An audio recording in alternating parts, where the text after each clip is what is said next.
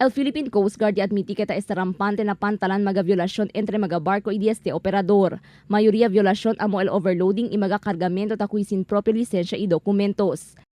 Concerning ng mga smuggled items, no?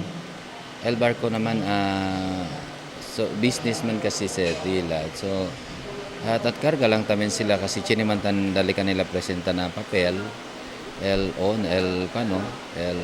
shipper. So, el determine kung whether that is smuggled or it is the authority.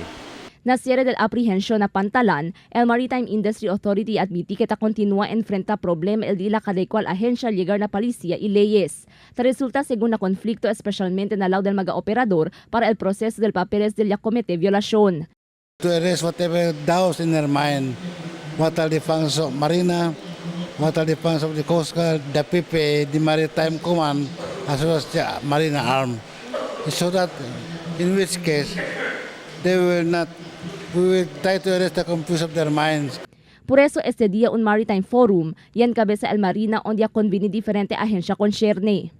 El actividad tiene objeto manda intender na diferente agencia y mga operador del barco, el function y leyes del mga agencia. Guía según este na mga operador, haber más pronto el proceso del mga papeles especialmente na mga casos te enfrenta el cuantos operador. Crystal Almonía, Dateline, Zamboanga.